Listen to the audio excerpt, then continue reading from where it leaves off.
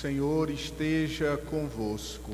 Ele está no meio de nós. Proclamação do Evangelho de Jesus Cristo segundo Marcos. Glória a vós, Senhor. Naquele tempo, Jesus saiu de Jericó, junto com seus discípulos e uma grande multidão. O filho de Timeu, Bartimeu, cego e mendigo, estava sentado à beira do caminho. Quando ouviu dizer que Jesus o Nazareno estava passando, começou a gritar: Jesus, filho de Davi, tem piedade de mim. Muitos o repreendiam para que se calasse, mas ele gritava mais forte ainda: Filho de Davi, tem piedade de mim. Então Jesus parou e disse: Chamai-o. Eles o chamaram e disseram: Coragem, levanta-te, Jesus te chama. O cego jogou o manto, deu um pulo e foi atrás de Jesus. Então Jesus lhe perguntou: O que queres que eu te faça? O cego respondeu: Mestre, que eu veja. Jesus disse: Vai, a tua fé te curou. No mesmo instante, ele recuperou a vista e seguia Jesus pelo caminho. Palavra da salvação. Glória a vós, Senhor. Amados irmãos, após celebrarmos a festa de Pentecostes, nós concluímos o tempo pascal, os 50 dias onde vivemos a alegria da Páscoa, da ressurreição de Jesus. Hoje voltamos ao tempo comum. E no tempo comum, diferente dos outros tempos, nós não meditamos um aspecto específico da vida de Jesus. Por exemplo, como disse, no tempo pascal, a ressurreição de Cristo, no advento e no Natal, a expectativa pela vinda do Senhor. No tempo comum, nós não meditamos algo específico. Nós meditamos então tudo o que Jesus disse, tudo o que Jesus fez. E hoje, mais do que um discurso de Jesus, nós temos diante de nós um ato do Senhor, um feito de Cristo, um milagre. E o que esse milagre pode nos ensinar nesta noite? Esse milagre de hoje, ele é um retrato da nossa vida com Jesus. É assim que nós devemos ser, como esse cego diante do Senhor. E agora, eu gostaria que todos juntos fizéssemos o passo a passo desse Evangelho e nos reconhecêssemos nele, porque o cego Bartimeu somos nós. Um dia, o cego está sentado à beira do caminho e ouviu dizer que Jesus estava passando. Amados irmãos, essa é a vida cristã. Nós estamos sentados à beira do caminho da vida. Nós estamos nas nossas coisas, com os nossos problemas. Os problemas de Bartimeu é que ele era cego, era mendigo. Nós temos tantas cegueiras espirituais, às vezes custamos a ver a Deus, cegueiras humanas, às vezes custamos a ver os nossos irmãos que estão próximos a nós e sofrem, cegueiras humanas também em relação a nós mesmos, às vezes trazemos feridas e não percebemos. Porém, esse cego ouviu dizer que Jesus estava passando. Nós ouvimos dizer que Jesus está passando. Por que nós viemos hoje aqui? porque nós sabemos que na missa Jesus está, porque nós sabemos que aqui o nosso caminho com o caminho de Jesus haverá de se cruzar. A missa nada mais é do que onde dois caminhos se cruzam, o meu caminho humano com o caminho divino de Jesus. E esse homem cego, ele não podia ver que Jesus estava passando, obviamente. Ele precisou que, mesmo sem ver, ele precisou perceber que Jesus estava passando. Às vezes nós não nos damos conta que Jesus está passando na nossa vida. Nós precisamos que outras pessoas digam que Jesus está passando na nossa vida. Esse cego ouviu dizer que Jesus estava passando. A igreja, amados irmãos, nada mais é do que um contínuo dizer ao mundo: Jesus está passando no nosso caminho. E esse homem, então, qual é a sua atitude? Ele logo começa a gritar: Jesus, filho de Davi, tem piedade de mim. Ele não sabia se Jesus estava perto, ele não sabia se Jesus estava longe, ele não sabia se aquelas pessoas tinham falado a verdade, mas ele começa a gritar: Jesus, tem piedade de mim.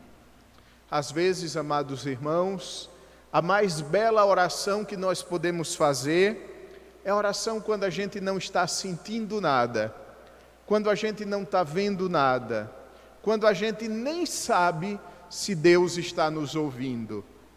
É naquele momento que a nossa oração tem mais força. É naquele momento que nossa oração é capaz de chamar a atenção de Deus para nós. E ele gritou: Jesus, tem piedade de mim. Muitos o repreendiam para que se calasse. Quando a gente começa a seguir a Jesus, muitos começam a nos repreender. Você vai virar freira agora? Você não sai da igreja? Não bastou celebrar a Semana Santa, ainda teve que celebrar a festa de São José, Nossa Senhora de Fátima, Espírito Santo. Semana que vem, Corpus Christi. Vá morar logo na igreja. Muitos repreendiam para que se calasse. Outros simplesmente não têm a coragem de ser tão fortes conosco e dizer isso que acabei de falar. Outros começam insinuando: será que você não está buscando demais a igreja? Será que você não está confiando demais em Deus? Confie em outras coisas. Muitos o repreendiam para que se calasse. Quantas coisas, amados irmãos, tenta desviar a nossa atenção de Jesus. Às vezes, os nossos compromissos, que são tantos, às vezes, as nossas atividades, às vezes, coisas boas, coisas dignas, coisas que nós devemos fazer, porém, fazer essas coisas sem colocá-las no lugar de Deus, fazer essas coisas unidos ao Senhor. Muitos o repreendiam para que ele se calasse. Se esse homem tivesse escutado a repreensão dessas pessoas e tivesse parado de gritar, ele teria sido curado? Meu irmão, a sua cura só virá se você não der ouvidos ao mundo. O mundo está constantemente pedindo para você se calar, pedindo para você deixar de rezar, pedindo para você fazer 1000 outras coisas. E se você ouvir o mundo, se você se desviar da oração, você nunca será curado. Você nunca será curado de sua doença física, sim, mas de quantas doenças espirituais que nós carregamos.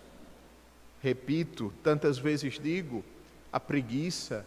A preguiça espiritual é uma das doenças mais graves que pode atingir um católico.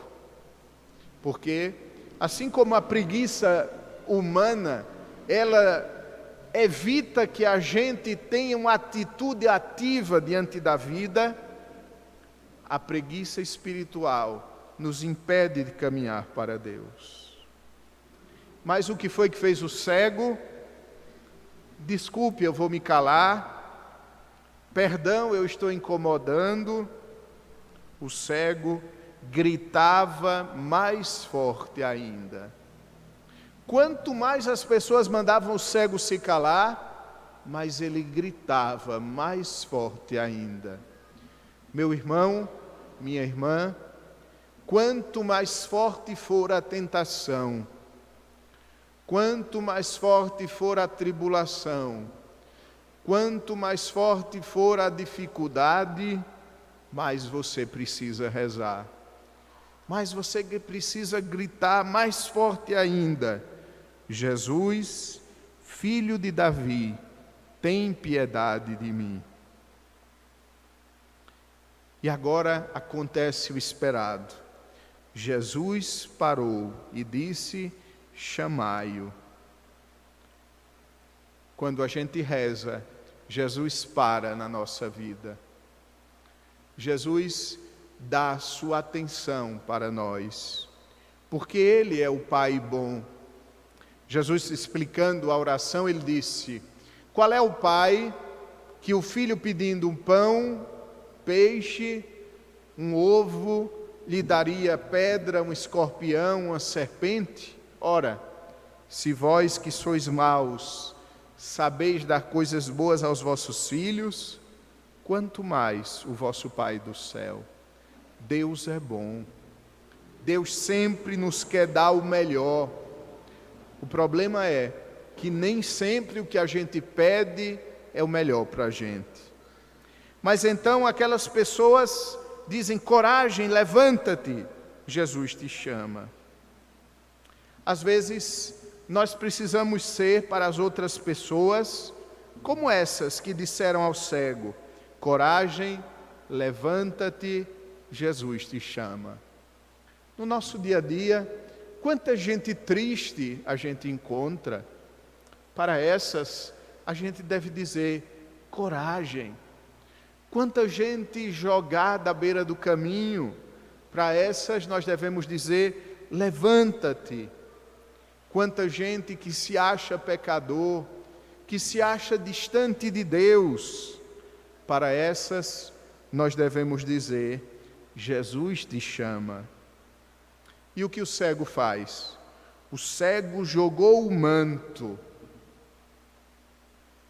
Meus irmãos, antes do milagre, a gente precisa se desfazer de um bocado de coisa. Antes de Jesus nos ouvir, a gente precisa deixar para trás muita coisa. Assim como esse cego jogou o manto fora, qual é o manto que a gente precisa jogar? Às vezes é o manto da desconfiança de Deus. Às vezes a gente desconfia: será que Deus vai me ouvir? Será que Deus é bom? Jogue fora esse manto. Quando vier se aproximar de Jesus, jogue fora esse manto. Às vezes é um manto muito bonito, todo bordado a ouro. É o manto que a gente diz: eu sou um pobre pecador, isso não é para mim, isso é para os santos. Jogue fora. Isso é orgulho travestido de humildade. Às vezes são as nossas coisas que nos prendem, nos agarram nesse mundo. Às vezes são os nossos compromissos. Jogou fora o manto. Cada um sabe o manto que precisa jogar. Deu um pulo. O que significa um cego dar um pulo? Ele não sabia o que tinha diante dele. Podia ter uma parede e ele podia ter caído. Podia ter uma pedra. Podia ter outra pessoa. O cego dá o pulo significa a nossa fé. Mesmo sem ver, eu me jogo em direção ao Senhor. A gente não vê o milagre, mas a gente já se joga em direção ao Senhor, sem pensar nas consequências. Tem gente que às vezes quando começa a quaresma diz: eu vou rezar todas 3 horas da manhã com o Frei Gilson. Aí depois diz: não, eu não vou me acordar todo dia, então é melhor eu nem fazer. O que essa pessoa fez? Ela não teve coragem de dar o pulo. Ela calculou demais. Ela foi muito humana. Ela precisaria ter dado o pulo. Se depois eu não me acordar, paciência. Mas eu dei o pulo. Venha ser catequista. Aí a pessoa já começa calculando. Mas aí eu não vou poder ir para a roça. Mas aí quando eu estiver de plantão, como é que eu vou fazer? Mas aí eu não sei isso, eu tenho que comprar a Bíblia, tenho que comprar o livro. Dá o pulo. O cego deu um pulo. Às vezes fui convidado para a festa do divino, fiquei com medo. Dá o pulo. Deu um pulo e foi até Jesus. E Jesus então lhe faz uma pergunta que a gente não entende bem. Jesus diz: o que queres que eu te faça? Jesus tinha visto que ele era cego. Jesus sabia que no fundo o que ele queria era a vista, era a visão. E mesmo assim Jesus pergunta: o que queres que eu te faça? Jesus sabe qual é a nossa necessidade, mas Ele quer ouvir da gente. Ele quer que a gente peça a Ele, em primeiro lugar, para mostrar que nós queremos receber, porque Deus só faz uma graça na nossa vida quando ela está de acordo com a nossa liberdade. E Ele diz: Senhor, que eu veja. E Jesus simplesmente disse: a tua fé te curou. Jesus não fez um passe de mágicas. Jesus não disse 2 palavrinhas bonitas. Jesus não fez como os outros, lama, colocou nos olhos. Por que Jesus disse: você já está curado? Por que Jesus disse isso? Porque esse percurso todo foi a cura do cego. Ele mesmo não tinha se dado conta, mas quando ele começou a gritar: Jesus, filho de Davi, ele começou a ser curado. Às vezes, amados irmãos, é hoje que começa o nosso milagre. Nessa missa, que nem estava com muita vontade de ir, nessa missa que eu já tinha pensado, já fui para tantas missas. Às vezes é assim, sem a gente perceber, que começa a nossa cura espiritual para o seguimento do Senhor. E para concluir, o que é que aconteceu? No mesmo instante, ele recuperou a vista e seguia Jesus pelo caminho. Todo milagre só tem sentido se for para seguir Jesus. Toda oração só tem sentido se ela nos transformar em discípulos. Senão, ela não aconteceu na nossa vida. Senão, nós procuramos Jesus não como Deus, procuramos Jesus como mágico. E Jesus não é mágico, Jesus é Deus. E Jesus nos quer próximo a Ele, seguindo pelo caminho. Essa é a história de Bartimeu, essa é a história de cada um de nós. Aproveitemos ao longo da semana para a gente viver a experiência de Bartimeu. Cantando, façamos o nosso ofertório.